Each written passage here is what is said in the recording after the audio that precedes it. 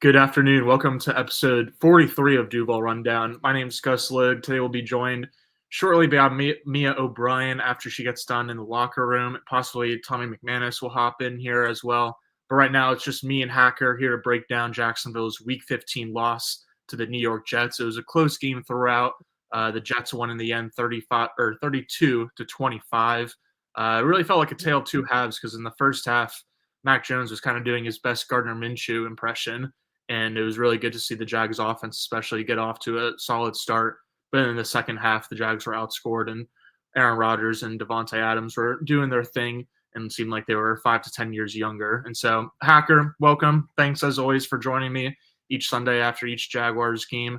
What was kind of your first thought after this loss? I thought it was the perfect day.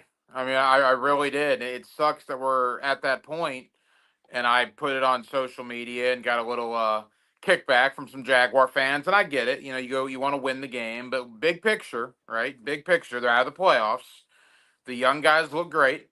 Brian Thomas Jr. was spectacular. Brenton Strange had his best game as a pro. I thought Parker Washington did some nice things. Tank Bigsby did some nice things. I have zero complaints about the young guys.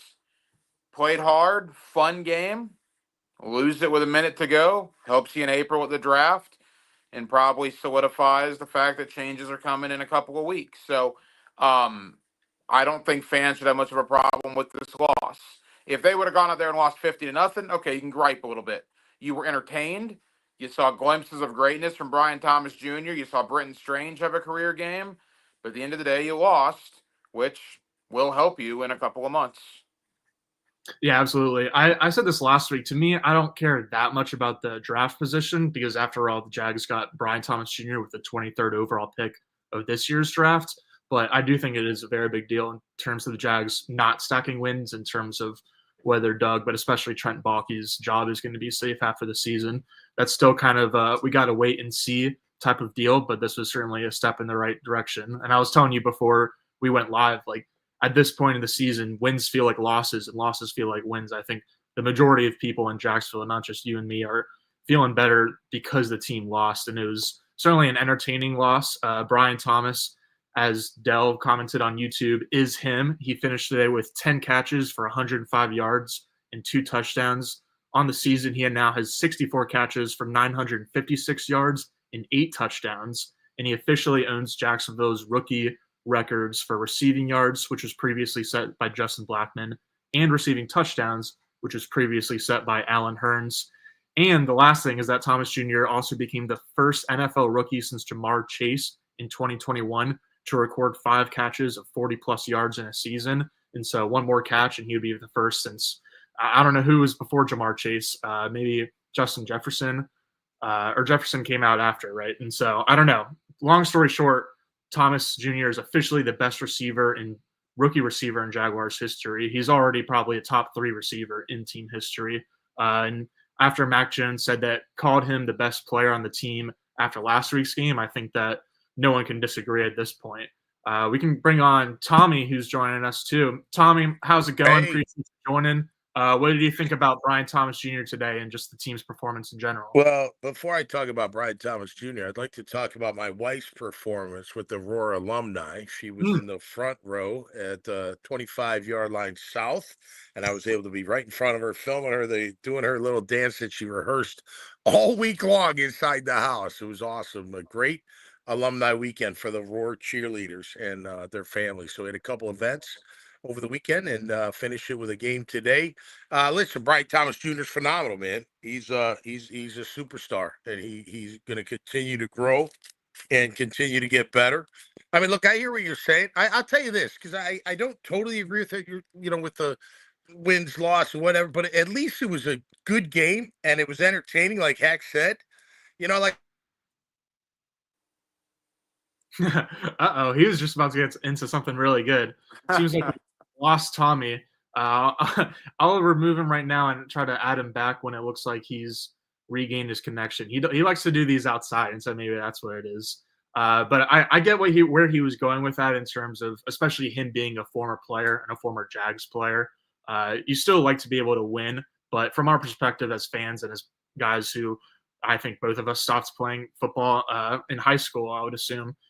I don't know. It's a lot easier for us to be like, it's a win-win situation where they played their hearts out clearly, but they still ended up with a loss, which helps in terms of the whole Balky conversation and the draft conversation, right? Yeah, look, I get it. People want to win, right? I mean, people pay good money to go to the games. They want to see the team win. Former players like Tommy want to see the team win, and I totally understand that.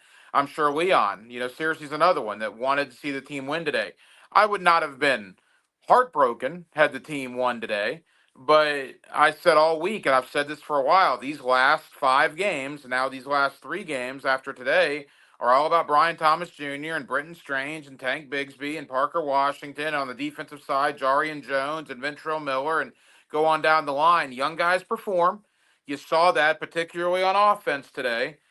Wins and losses don't mean anything to me, particularly wins don't mean anything. It's good for me if they lose games. And the draft positioning, that's part of it. You need to bottom this thing out. What I did not want to have happen, guys, is I did not want them to win 4 of their last 5 or 5 in a row to give Shad Khan any inkling whatsoever to not make substantial changes here at the end of the year. And if you go into the offseason with a 5-game winning streak, I don't know if he would have made changes. So from that aspect, it sucks today. But if we hire Ben Johnson in January or Liam Cohen in January, no one's going to give a flying flip about losing 32-25 to the Jets on December 15th, if that day ultimately comes a month from now. Yeah, I think really this conversation is just us having different points of view, because Tommy is rightfully kind of just being in the present and looking at just today's picture. And Hacker and I think you and I are just like looking more at the big picture and what this means for the future, especially since this is a lost season for Jacksonville, an underwhelming season, as we've covered, in a season where they're not going to make the postseason. But again, Tommy, you definitely have a point in terms of just for today only. Win would have been nice, but no. Again, I don't know where I got cut off there. Like that they lost, but at least it was a compelling game. At least it was a competitive game. So I don't need wins, but I don't want them to lie down just for some draft pick that may or may not work out. And you know what? I heard what you said about these coaches, but if they don't change the GM, it ain't gonna matter anyway who the coach is, because they got to change the culture inside that organization. Will Shad Khan do it? Is the question. I gotta look. I think it's crazy that he doesn't know by now, like what he's gonna do. What are 4 games gonna show you? And for me, the trying to win, that's more for the players. It's more for the guys that are going to be coming back next year than the coaches. They stay, they go. I don't really care. I mean, I care, but you know what I mean? It's going to happen one way or the other. I would either clean house, and he may do that. I don't think he's going to keep one of them, because then you're screwing up everything, I think, as you move along. Do I get the head coach? Do I get the GM? Does the GM pick the head coach? Or the head coach pick the GM? You get that all craziness. So I don't know, man. If he doesn't know by now, I'm not even confident he'll ever know. I mean, I would clean it up, but I tell you, I got a feeling that he may not. He may give them another year. He may say, you know what, 9-8, crappy year. Show me this year, and you're gone if you don't. I don't know, but to think that he's got to wait for 4 more games to figure out if he's going to fire everybody. I mean, would he do that in his other business? And I know that's not all correlative every time, you know what I mean? But think about his other business. If people weren't performing, would he be keeping them around? No, he'd be getting rid of them. So I don't know what he's going to do, and I don't know if any of us do. I know what we hope that he does, and I'm all for it. I don't want anybody getting fired. I know what it's like to be cut. I know what it's like to be fired. It's no fun, but it is a business, and it's a production business, and they haven't produced. And think about this, Hack. Now think about it. If you break it down, like 3 years, right?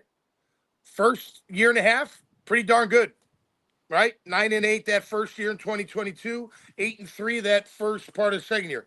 The last half, absolutely terrible.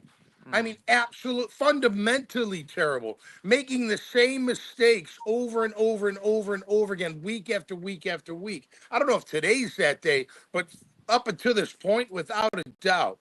So I don't know where they go from here. I hope Shaw does the right thing, but don't be shocked if he doesn't do anything. Well, He's been known to do that too.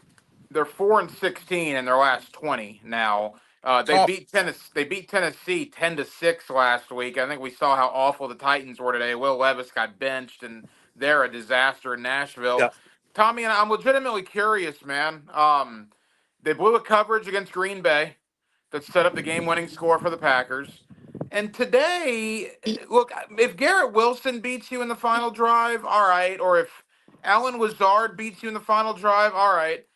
How could Devontae Adams, after the game that he had, how could he be that wide open without anybody within 20 yards of him in that situation? That boggles the mind. Well, Tommy's gone again. So, Gus, I'll levy it to you. How could Devontae Adams do that? I think Adams had 2 huge catches on that last game-winning drive for New York. And the first one, I think, is just you got to chalk it up to good players making good plays. That was a great play. Yeah. The second one was right. The second one, he was wide open, and the Jets ran mesh, and the Jaguars were in man coverage, it looks like, and so they passed across Adams. And I think that obviously it was a blown coverage because there was no one close to Adams, and he basically just walked 40 yards downfield. But it was a busted coverage because the rush didn't get home in time, and Rodgers was able to kind of create a scramble drill and then look and throw across the field to where no one was covering Adams, and he was kind of just like forgotten because Rodgers was flowing the opposite way, scrambling the opposite way. And so, again, although like there was no coverage defenders close to Adams, I really blame that play on the pass rush. I blame most of the day on the pass rush too. I mean, Tommy's back in here now, but Rodgers certainly had a handful of plays where like he threw the ball before the pass rush could get there, and there was nothing the pass rush could do. But I also thought there was a ton of plays where like it just looked like vintage Aaron Rodgers, where he wasn't scrambling in the same way that a Lamar Jackson might be scrambling, which is really looking more to pick up yards with his legs. But Rodgers did pick up some yards with his legs, really a lot more than I expected. And more importantly, he was able to just create plays and extend outside of the pocket. Again, like we haven't really seen in a handful of years from this 41-year-old who's coming off of a torn Achilles. So I think the big problem for the Jags on the field for today is not getting home and letting Aaron Rodgers do whatever he wanted to. Well, listen, let me go back to Hack. I'm sorry I got cut off there. But, Hack, that's the Jags jagging, man. They've done it all year. You know what I mean? And it comes down to the wire. The QB gets too excited, throws a pick, or the defense screws it up, and the guy's wide open. I mean, tell me it hasn't happened all year long. I mean, it's amazing to me. It blows my mind that these grown men, professional football players, don't know what they're doing, who they're covering every single time. Like, and then it's week after week after week. And yeah, you can blame the coaches, of course you can. But who are these guys in the locker room? Like, do you have no pride in knowing what you're doing? Do you have no pride in like understanding everything that's called upon you to know, whether you're on offense, defense, special teams? It just blows my mind. And again, like, how is he wide open? How is he wide open? Now, is Aaron Rodgers? Look, Aaron Rodgers, that dude can still flick it, and it goes wherever he wants it to go for the most part. I mean, he's still good. And Devontae, call what you will. I know that one, he's wide open, but he still can get open. He can still make those catches. Aaron puts it in the perfect spot most of the time. He didn't have a great day until he had to turn out to be a good player with Devontae. It wasn't like he was lighting us up all over the place, you know, throughout the game, but he made those plays in the end. And I agree. Look, it's been a problem all year, the pass rush. There's no interior pass rush. On occasion, Mason Smith gets in there, which is great, you know, but you don't have consistency there. You can't cover without pressure. I mean, it's like, I'm sorry I'm ranting, but it's like week after week after week.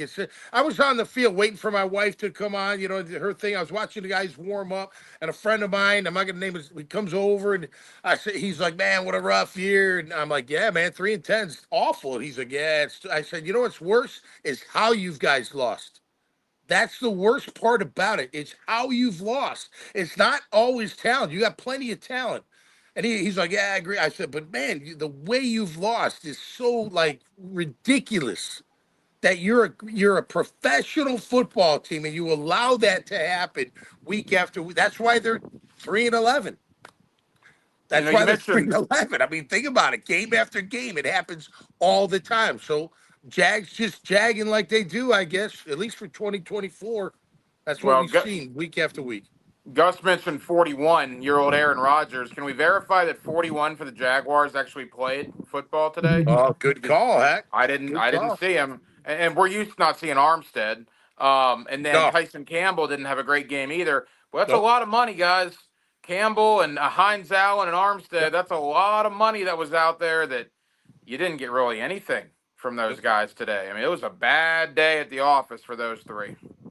I was definitely disappointed in Hines Allen because he had I thought, plus matchup on paper today going against Alu Fashanu, who's the 11th overall pick in this year's draft, and was replacing Tyrone Smith for the Jets. And so Alu has played really well, and I mentioned this with me on Thursday's show. Alu's played really well this season, and especially last week, but I still thought that just based on pretty much experience level alone, I guess, that Hines Allen would be able to have his way with a rookie blindside protector, and that just wasn't the case. And so certainly a disappointing case for day for Allen, Hines Allen, I mean. But I think for both him and Tyson Campbell, really the story was just that they're kind of one-man shows on the front end and back end. I know that Jarian Jones and Trayvon Walker and a couple other guys in their units have had flashes throughout the year, but it just seems like a chicken and the egg situation with defense, and specifically the pass defenses. Is it coverage or pass rush? Because some plays it's one and some plays it's the other. I think both of them certainly have issues, and really not just the pass coverage and the pass rush not playing well at the same time, but you can say that for the entire team. Like, I feel like they can't put together a full game, let alone a full half of like both the offense and the defense just executing and playing well and playing clean. Consistently inconsistent is what they are. I said earlier on my podcast, there woulda, coulda, shoulda, but didn't. I mean, that's the whole theme of this year with this team, and they could have. There's no doubt. There are games you go back, Hack, and you go back even to Miami, to Cleveland, all those games. Like, you could have. The ones you got your ass beat, no, you're not going to beat those teams, right? The Bills and whatnot. But there are plenty of games that if you don't make these mistakes, that you win these football games, and not just one, it's over and over and over again. So, and by the way, those big name players, they got to step up, man. You getting paid like that? You better take pride every single game that, yeah, damn right. Josh Hines Allen, he's fine. He's had a fine year. He hasn't had a monster year like he had last year, but he's had a fine year. But we expect him to have more of that monster year. Why? Because he's a big money player now. And when you're a big money player on any team in any organization, you better play big the majority of the time. You can't disappear like he did a couple years ago. If you remember, before the big season, he'd have a great game, then you wouldn't hear his name. Or for 2 games, then he'd have another great game. So it's not just him. They're all inconsistent. It's just, again, I don't understand why that is. But instead of trying to figure that out, that's where it just leads you to, like, start over. Like, cut it out. Cut the fat out. Cut the disease out. Cut it out. Get rid of it. And let's bring it back together somehow. However you do that. I don't know how else you do it, right? You know what I mean? Like, what, you're going to keep the GM and fire the coach, or vice versa? I don't see how that works. I really don't. So you got to get rid of it, because it's not working, whatever it is. It's just not working. Well, I certainly hope it's a complete rebuild as far as the GM and the coach, although there's a lot of reports coming out that, what did Jordan Schultz from Fox Sports say last week? That I know. Tony Khan and Shad Khan find Trent Baalke as irreplaceable, basically. I'm paraphrasing there, but I don't know why on earth that is. So we'll see what happens. The crazy thing to me, too, guys, is you look at the injuries today. No Trevor Lawrence, no Christian Kirk, no Evan Ingram, no Gabe Davis, right? The offense has been decimated. Cam Robinson's been traded. Yet they were not the problem. Those are your defensive guys, right? That was Trayvon Walker. That was Foye. That was Devin Lloyd. That was Hines Allen. That was Armstead. That was Hamilton. Tyson Campbell, Cisco, Savage. I mean, those were your guys. They are as healthy on defense, I'm willing to bet, as any team in the National Football League at this point of the year. And they were awful today in the second half. Yep. Awful. Now, is that players? Is that talent evaluation? Is that Ryan Nielsen? Is that yes to everything? But there is no reason with the Jaguars having their top 3 pass catchers coming into the year, obviously Brian Thomas is now, their top 3 pass catchers out and their franchise quarterback out, that the offense should have done more than the defense today to win a football game. The defense was terrible today. Yeah. They've been terrible all year. I mean, look at them on third down. They're like 45, 50%. They're terrible. They don't get turnovers. They're sack guys when they do get sacks, or Josh Hines Allen and Trayvon Walker. The other guys barely do it. I think Roy Robinson Harris still is like third on the team in sacks with 2, unless that changed today, and he's been gone for like how long? I mean, how awful is that? You know He's what I been mean? gone Like since you London. can't Yeah. look. I'm more of a pass rush first, like affected QB. You'll affect everything else, but they do go hand in hand. And if you can affect that route, you can affect the pass rush. So they go together. But we've been inconsistent on defense. I mean, it's just so. Again, first of all, I think on defense, a big part of it is scheme. A big part of it is Ryan Nielsen. We've talked about this before, but why you wouldn't have 41, 91, 94, and 44 out there pretty much 95% of the time as your leading defensive line is beyond me. Like, they wouldn't come off the field unless they needed a break. And then I'd figure out who my best guys off the bench are. You know what I mean? Maybe it's Hamilton or whoever it is. But that's been a big problem all year. And you can't do anything when you don't have any interior presence. You can't stop the run. You can't get any pressure. You can't collapse the pocket consistently. On occasion it happens, but we know that doesn't matter because you got to be more consistent in that regard to really affect the QB. I mean, a guy like Aaron Rodgers, 40, he can still throw it. He's still athletic enough, but he ain't running like he used to. So what do? You got to get him. You got to go get him. Like you're hunting. That's the prey. Like, go eat him. Bite his kneecap like Dan Campbell said. I don't care. Bring extra. Bring more. Make sure he's got to hurry up and throw. I know it's risky on the back end, but do something. And Ryan Nielsen, I don't know, man. I know it's 1 year. And I hate to say guys have to get fired, but I mean, what's he gonna do from now till, you know what I mean, to like make you feel like next year's defense is gonna be something? Because without a defense, you don't have to have the best defense in the league, Hack. You know that, but you got to have a pretty darn good one, at least top half, and very good on third down and good at getting after the QB. And we're none of those things, and we haven't been all year long. So if you really got to choose, the defense has let this team down week after week after week after week after week. It's despicable. So that's got to change. There's no way you can bring that back.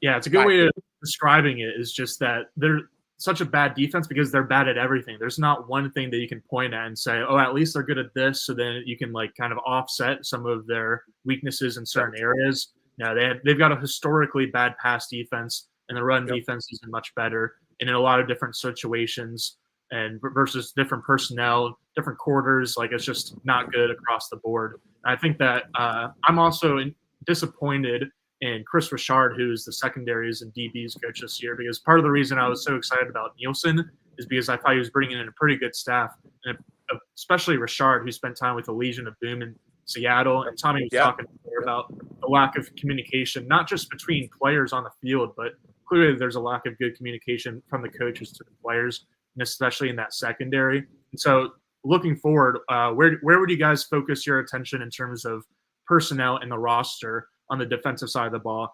Hacker, do you agree with Tommy where you think you got to focus on the trenches first and get more pass rush? Yes, it's been the same thing the last 2 off seasons, but Trent Baalke, for whatever reason, has just not gone out and addressed the pass rush. We talked about this in the off season leading into the 23 year. They don't have anything behind 41 and 44. And then fast forward an entire year later, and Tommy, you and I were out at training camp. What are we talking about again? They don't have anybody behind 41 and 44. I mean, that is general manager malpractice. If I see that, and you're a former player, so you obviously have a lot more knowledge on it than I do. But if a guy that talks into a microphone for a living, and I'm very fortunate to do so, but if it's plain as day to me that they don't have a pass rush behind those 2 main guys, and the general manager you're paying millions of dollars to has fumbled that 2 consecutive off seasons, man, that's a problem. Sorry, on top of that, it's Eric Armstead that he brought in, who doesn't want to play tackle. He wants to play end. And you screwed that up, too. It's just ridiculous. It's absolutely ridiculous. And look, I guess my concern at this point is Trent Baalke's going to go into Shad Khan's office, I believe. You know what he's going to say? He's going to say, well, Brian Thomas Jr., and he's going to say Brenton Strange, and he's going to say Tank Bigsby, and he's going to lay out a lot of guys, and that's fair. He's drafted a lot of good guys.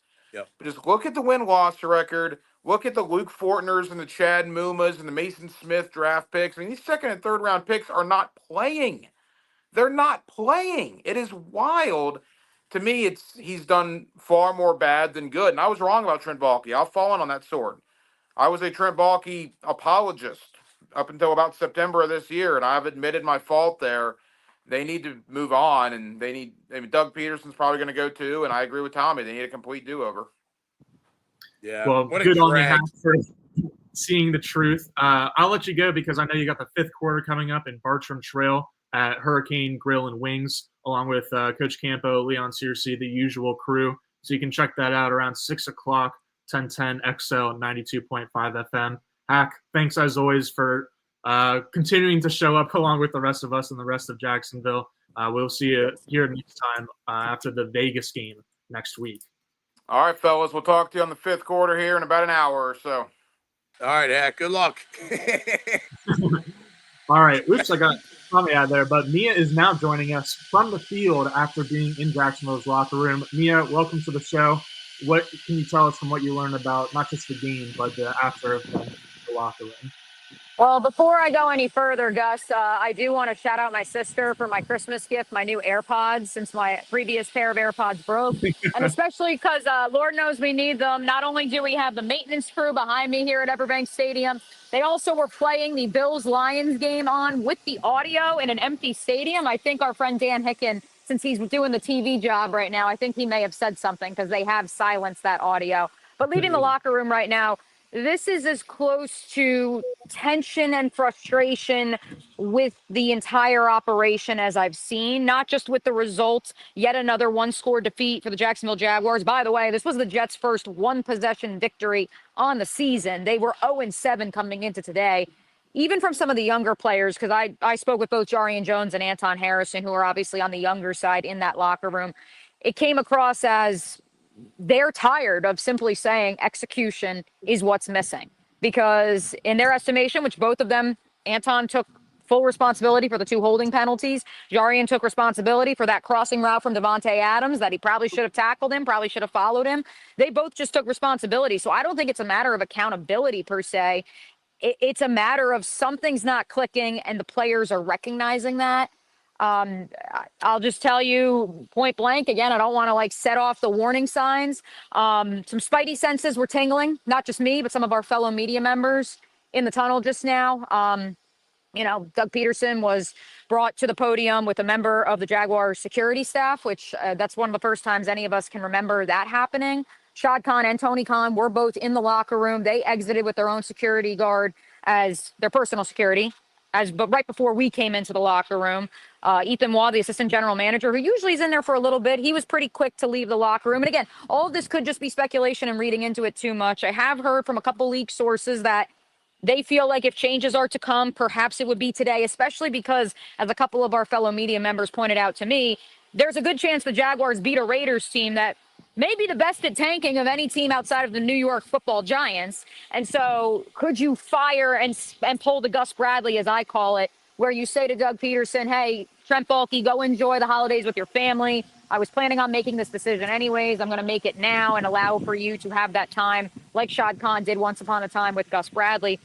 You potentially run into a situation where if the Jaguars win next weekend, you don't have that out. Would you really fire them after a win? But then again, for all we know, Shad Khan could A, not fire them at all, and B, could opt to still wait until the final week of the regular season. And so I'll just let you know, it wasn't just me. I had a couple people come up to me and just say, spidey senses are tingling right now. And so, again, could be nothing, could be something, but I will tell you that from the locker room, the sense of frustration, and I even asked Anton Harrison about the run game, which you both will speak to this.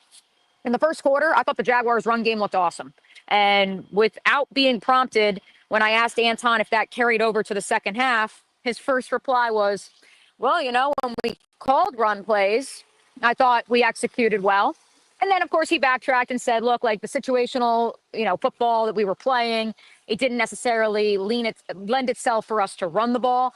But unsolicited, one of the calmer heads, chill guys on the team did make a note that when they chose to run the ball in the second half, when run plays were called, he did feel like they executed.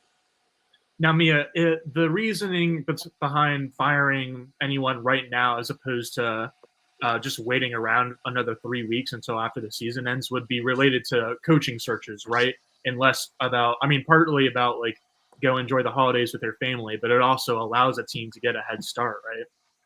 Yes. So part of where this is interesting is, as you probably have gathered, the New York Jets have had a vacancy at the head coaching position since week 6. They've had a vacancy at the general manager position since I believe it was the beginning of November that they fired Joe Douglas. So they've had this for a couple of weeks now, and they have not been able to interview anyone, let alone any candidates that through the 33rd team who they're using as their consulting firm to conduct the interviews and go through the search so that Woody Johnson doesn't have to do it himself, which I don't think Jets fans really want that to happen. So the Jaguars can interview anyone who does not have a job right now if they were to have a vacancy, right? So John Robinson and Louis Riddick, who as reported this morning by both ESPN and NFL Network, they are the first candidates to interview for the Jets' vacant general manager position. And that is because they do not have a job right now. Technically, when it comes to those who are currently employed as an offense coordinator, head coach, general manager, assistant general, whatever it may be, those interviews can't take place till the end of December. And so even if, akin to the Urban Meyer situation, you fire your head coach early in the month of December, Shad Khan couldn't even begin the search process and interviewing people, although he certainly could have begun it through back channels. I think we see the same thing in college where, I've heard from multiple people in college that searches for a head coach in the college ranks, that starts about 2 years before they actually fire the coach because they've got some plans in place, heaven forbid, break glass in case of emergency. And the same is true in the National Football League, even if it isn't the owner himself or the general manager, executive vice president, whoever's in power, even if it's not them actually conducting the search, it's through some sort of back channel. And so you can have those conversations, yes. And I know Josina Anderson sent a cryptic tweet a few weeks ago about that those wheels are in motion across the league, not just here in Jacksonville. I can tell you, I've heard from people that those wheels could be in motion here in Jacksonville. Could be. So there is an argument to be made of if you've already got those wheels in place, but the apple of your eye and the candidates you're interested in currently have jobs with the National Football League, you can't even formally speak with them till the end of December. And so if you wanted to make that argument, yes, you could. Yeah, it's not going to be surprising if something happens. It's just been an awful year. And like Hack said earlier, 4-20, is that the record? It's just absolutely awful. And you got to do something if you're the owner, And I think I got to think he's made up his mind. What else does he need to see? Even if they won out, wouldn't you still fire everybody? And that's the question, Mia. Fire Doug, you firing Trent? Because Trent's got to go. At least in my opinion. I shouldn't say it so, defiantly. Yeah. In my opinion, he's got to go. I think he's part of the problem that they're having problems as an organization. I would tell you this, Tommy. I think that even if Shad Khan wanted to keep Trent Baalke, I think he would run into what was rumored in 2022 during the coaching search to hire Doug Pederson, which is candidates who may or may not be interested in working with Trent Baalke. And if you compromise yourself and the candidates you want for the head coaching position, if it is to open, don't want to work with that general manager who you feel this loyalty to because he's been your eyes and ears, you may have to make a hard decision if you're Shad Khan, if you really still feel that loyalty to Trent Baalke, just because if you really want a certain head coaching candidate and they won't work with him, well, then you're going to have to compromise somewhere. That's right. Oh, well, what a season. I got to go grab some more cheap wine that I can sour mash and get my night on right. Going to cook some burgers up for the family.